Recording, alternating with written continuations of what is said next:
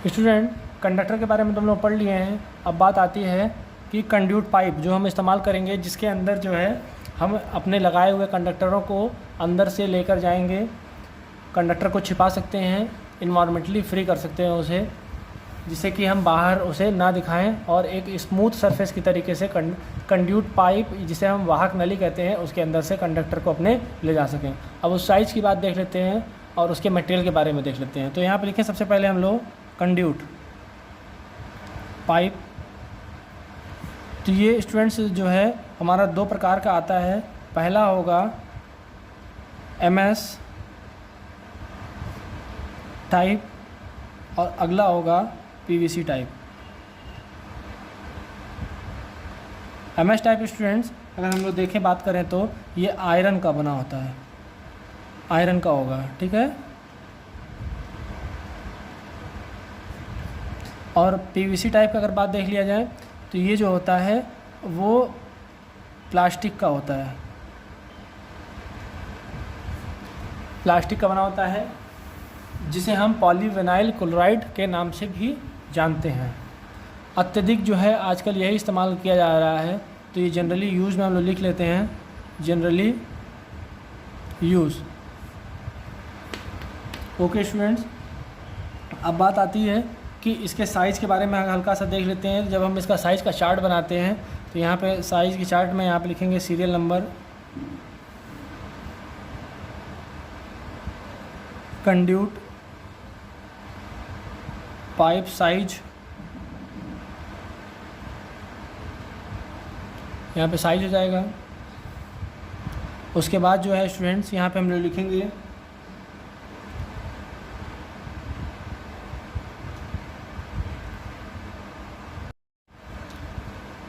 Of conductor inserted. ये देखा जाए, यहाँ पे मान लिया जाए ये कंड्यूट पाइप है। इस कंड्यूट पाइप की जो है डायमीटर यानी चौड़ाई जो होगी वो D होगी, और इसमें हम लोग कितना कंडक्टर इंसर्ट कर सकते हैं। तो कंडक्टर को हम लोग C से कह सकते हैं, ये कंडक्टर इसके अंदर कितने जाएंगे। तो यहाँ पे हम लोग उस साइज़ के हिसाब से जो है क्लासीफाइड कर लेते हैं। तो पहला पॉइंट जो आता है हमारा, वो स्टार्टिंग से साइज़ की अगर ले जाए तो 19 mm का होगा। उसके बाद साइज़ आएगी 25 mm। उसके बाद साइज़ स्टूडेंट्स आएगी यहाँ पर 31.5 mm। उसके बाद आएगा 48 mm। Number of the conductor can be inserted, इसमें कंडक्टर कितने इंसर्ट किए जा सकते हैं उस चीज़ के बारे में अगर देख लिया जाए तो 19 mm में ये देखा गया है कि 2 से लेकर हम लोग यहाँ पे 3 कंडक्टर इस्तेमाल करेंगे, ठीक है।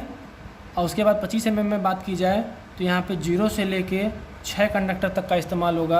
और 31.5 वाले की बात की जाए तो 0 से लेके 9 कंडक्टर तक इस्तेमाल होगा। और 48 की बात की जाए अगर तो 0 से लेकर हमारा यहाँ पे 12 इस्तेमाल होगा, ठीक है स्टूडेंट्स। यहाँ पे कंडक्टर की साइज़ हम लोगों ने लिख लिया है और कितने कंडक्टर हम लोग कहाँ पे किस तरीके से इस्तेमाल कर रहे हैं, इस चीज़ का भी जो हम लोगों ने पैमाना बना लिया है यहाँ पे।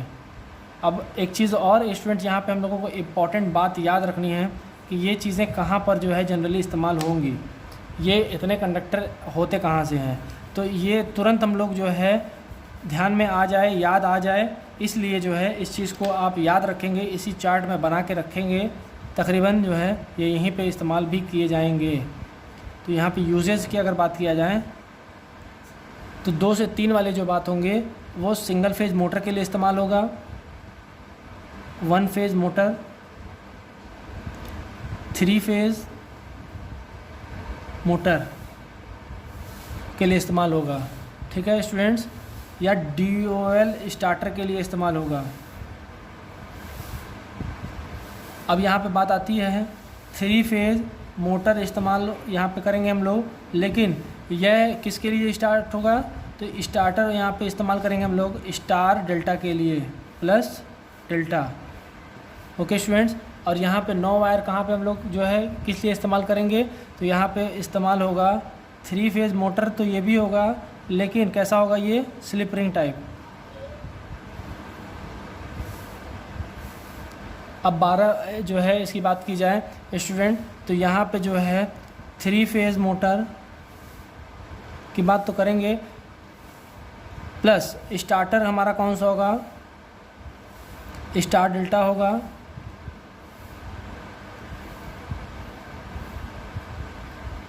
और इसमें जब हम प्लसिंग कर देंगे तो कैसा रोटरी स्टार्टर कर देंगे, इसमें रोटरी स्टार्टर लगा देंगे, ठीक है, को लगा देंगे, जिससे कि ये सभी चीज़ें हमारी कॉमनली इस सब चीज़ों में इस्तेमाल किया जाएगा। स्टूडेंट इस चीज़ का जो है आप लोग जल्दी से चार्ट बनाएं, ये बहुत ही इंपॉर्टेंट जो है चार्ट। कंड्यूट पाइप के बारे में स्टूडेंट बात हो गई है। अब हम लोग जो है थोड़ा और आगे चलते हैं कि और भी हमारे इसमें सामान इस्तेमाल किए जाते हैं पावर वायरिंग में, उन सभी चीज़ों के बारे में हम लोग थोड़ा थोड़ा डिटेलली हम लोग जो है पढ़ लेते हैं, क्योंकि जो है मटेरियल का जब हम लोग नाम लिखेंगे तो उन सभी नामों का और उन सभी सामानों का हम लोग इस्तेमाल करेंगे। तो जो है सबसे पहला इस्तेमाल जो है हम यहाँ पे करते हैं कपलर का। स्टूडेंट ये कपलर क्या होता है, ये कहाँ लगाते हैं हम लोग, किस लिए इस्तेमाल करते हैं, वो डायग्राम के हिसाब से देख लेते हैं। तो यह बिल्कुल जो है एक सॉकेट के तरीके से गोल बिल्कुल ये होता है, यहाँ पर इस तरीके से।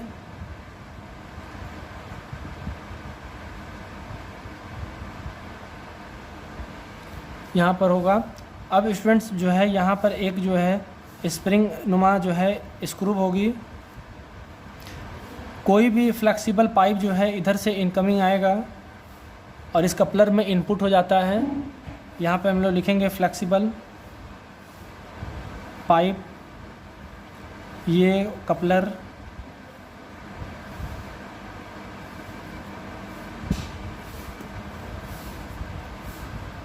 ये हमारा हो जाएगा कपलर, और ये हो जाएगा नोज़ल, जो कि हमारा किसी भी ऑब्जेक्टिव बॉक्स में इंसर्ट हो जाएगा। ये हमारा कोई बॉक्स होगा, उसके अंदर इसको हम लोग इनलेट कर देंगे। मान लिया जाए ये हमारा बॉक्स क्या है, मेन स्विच है, जिसे हम MS के नाम से जानते हैं। मेन स्विच के अंदर चला गया, उसके बाद यहाँ पे हम लोग जो है एक लॉक नट लगा देंगे, जिससे कि ये बाहर नहीं जाने देगा।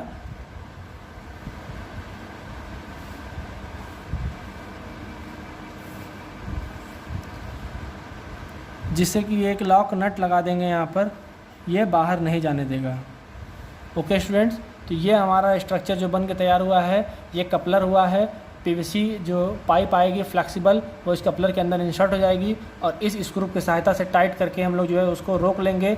और उसके बाद ये देखते हैं कि ये फ्लेक्सिबल पाइप इसमें टाइट हो गया है, बाहर नहीं जा रहा है। अब उसके बाद जो है यह है हमारा कपलर का नोज़ल, जो हमारे बॉक्स होंगे, MS स्विच की बॉक्स होगी, उसके अंदर इसको इंसर्ट कर देंगे और लॉक नट से हम इसको टाइट करके जो है रोक लेंगे, जिससे कि ये बाहर नहीं जाएगा। और इसके ज़रिए जो है हमारा कंडक्टर अंदर आ जाएगा। यहाँ पे हमारे कंडक्टर आ जाएंगे, जिससे कि यह कंडक्टर किसी भी बॉडी के थ्रू कटे नहीं और छिले नहीं। यह एक प्रोटेक्टिव डिवाइस के तरीके से भी काम करता है। स्टूडेंट्स अब अगले बात देख लेते हैं हम लोग, तो रिड्यूसर की बात होती है। रिड्यूसर भी जो है कपलर की तरीके से बिल्कुल सेम होता है। एक साइज़ इसका यहाँ पे मोटा होता है, लेकिन दूसरा साइज़ जो होता है यहाँ पे डाउन होता है। यह हमारा स्टूडेंट्स इसलिए इस्तेमाल करते हैं कि मोटी पाइप से पतली पाइप में कन्वर्ट करने के लिए, और यह है रिजिड होता है, फ्लेक्सिबल नहीं होता है। और ये हमारे जो है रिजिड पाइप के लिए इस्तेमाल करती है, यानी टाइट पाइप के लिए इस्तेमाल करते हैं। तो यहाँ पे डायमीटर एक होता है D1 जिसे कहते हैं, और एक डायमीटर ये होता है D2। अब स्टूडेंट्स इसके बारे में थोड़ा जान लेते हैं कि D1 साइज़ कितने में आएगा और D2 साइज़ कितने में आएगा। तो D1 की जो साइज़ होगी वो मैक्सिमम 48 mm होगी। उसके बाद जब डाउन होगा तो एक बार D1 अगर हम लोग कह लें तो D1 48 भी हो सकता है, D1 31.5 भी हो सकता है, D1 हमारा जो है 25 mm भी हो सकता है।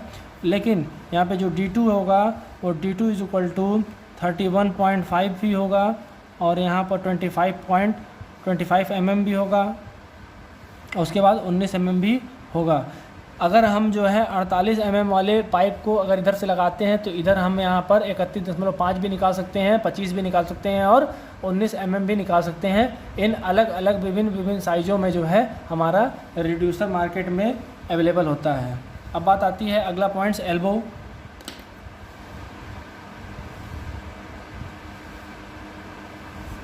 Students it help us to give turn around 90 degree.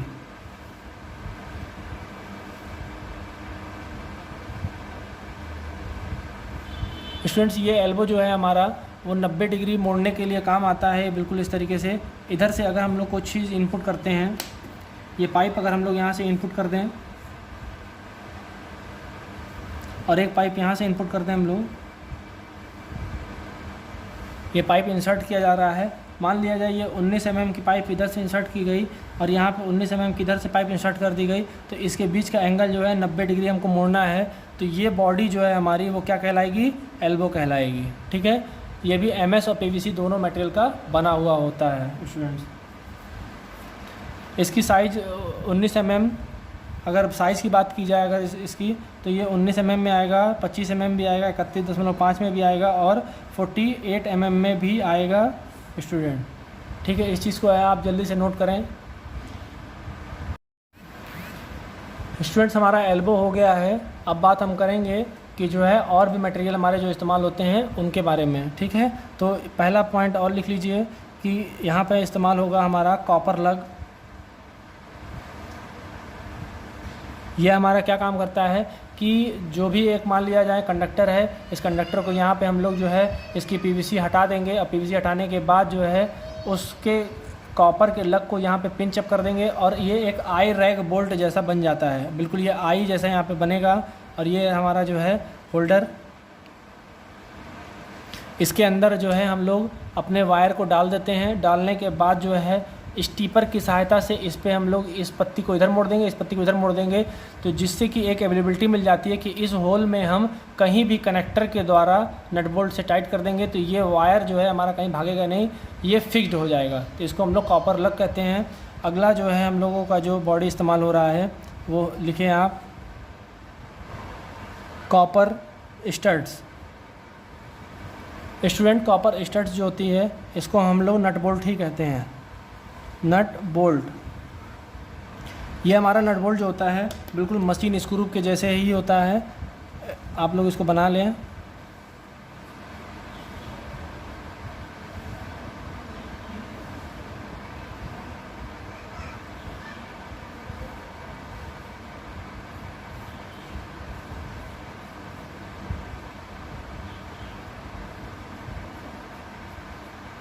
ये इसके थ्रेड कटे होंगे स्टूडेंट्स।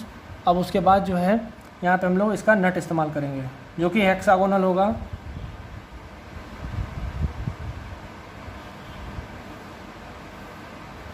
ये नट हमारा जो है इसमें टाइट कर देंगे।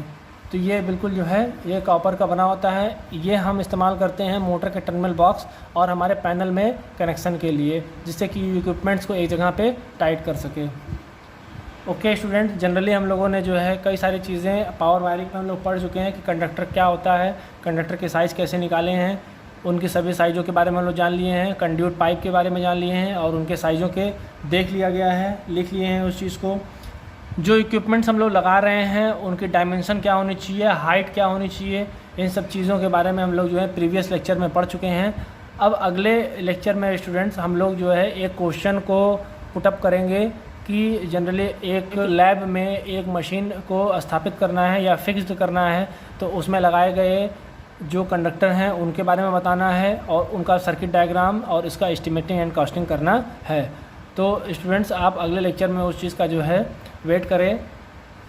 आई होप सो आप लोगों को ये चीज़ जो है समझ में आ रही है। Thank you, have a nice day, good luck for your upcoming exam.